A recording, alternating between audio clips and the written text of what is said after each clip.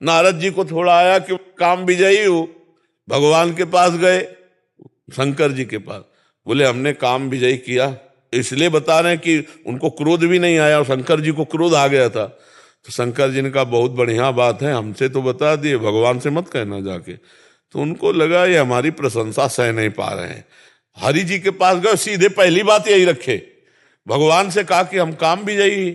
तो भगवान ने कहा आपका काम विजयी होना कोई आश्चर्य की बात नहीं, आपका जो सुमिरन कर ले वो काम विजयी हो जाए।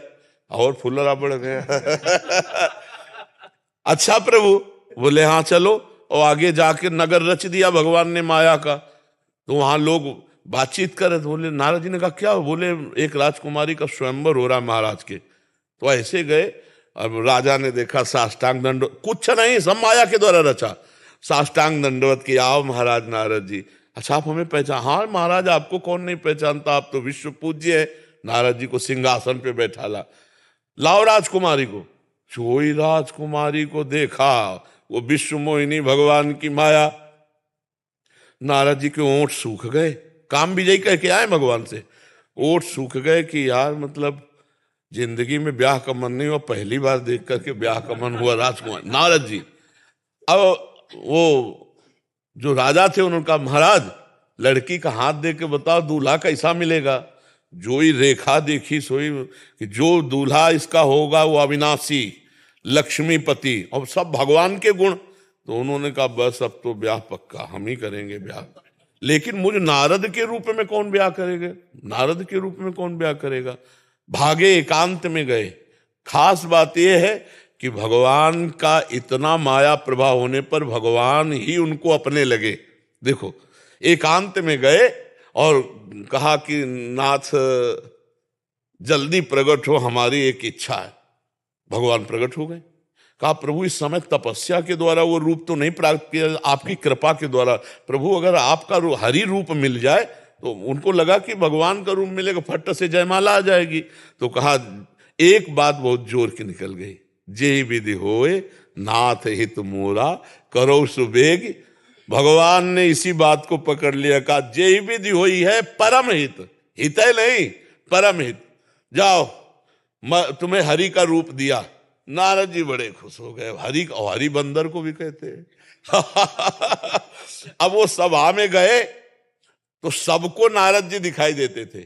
राजकुमारी को दो शंकर जी के पार्षद थे, उनको मरकट बदन भयंकर। तो राजकुमारी सोचती इतनी सुंदर सभा में बंदर कहां से आ गया। तो उधर माला भी नहीं, तो जिधर जाती नारद जी उचक के उधर जाते, राजा खड़े हो जाते वहां वो बैठ जाते हैं, क्योंकि सबको नारद जी दिखाई दे रहे हैं। हर कितनी कुर्सी बदल दी, लेकिन राजकुमारी गले में माला किसी के नहीं डाले। इतने में भगवान आ गए राजकुमार बन के, भगवान स्वयं ऐसे मूर्तिमान। अरे भैया तुरंत जयमाला पड़ी और नारद जी को लगा कि यार जिंदगी चली गई, मतलब बहुत दुखी हुए। तो भगवान शिव के पार्षद कहे कि आप बड़े रूपवान हो, बहुत उचक रहे हो, जरा पानी में अपना चेहरा तो देखो। तो जो ही देखा तो बंदर का भयंकर। बोले इसी से राजकुमारी, हरि हमारे साथ धोखा किए, हमने कहा था हरि रूप देना, दे दिया बंदर का रूप। भागे, जा रहे थे वैकुंठ भगवान के पास, रास्ते में ही बात करते हुए भगवान गले में हाथ डाले और उसी राजकुमारी से बात कर। नारद जी ने कहा जल गए। देखो माया का प्रभाव, अपने इष्ट से जल गए कि जिंदगी में तो हमको चाहा नहीं, एक बार ब्याह की चाह, वो भी ये आके कर ले गए। मतलब और कोई करता तो चलो, ये ही आके कर ले गए। भगवान से कहा कि परम स्वतंत्र न सिर पर कोई, भावे मनो करो तुम सोई। आज देखो नारद से पाला पड़ा है, जाओ मैं शाप देता हूं, जिस तरह मैं स्त्री वियोग से तड़प रहा हूं ऐसे तुम तड़पोगे, और जो बंदर का रूप दिया यही तुम्हारी सहायता करेगा। भगवान ने कहा स्वीकार है।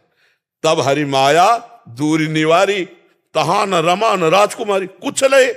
अरे नारद जी चरणों में, हे भगवान त्राहि माम त्राहि माम। ऐसी है भगवान की माया। बड़े बड़े सिद्धों को जो है ना, नारद जी सिद्धों के गुरु है, तो हम तुम गर्व करें कि मतलब कुछ है, तो आप समझ लो कि क्या दुर्दशा हो जाएगी। जब नारद जैसे सिद्धों को गर्व करने पर भगवान की माया परास्त कर देती है, तो हमें चाहिए किसी की निंदा न करें, सबसे झुक करके रहें, भगवान का नाम जप करें।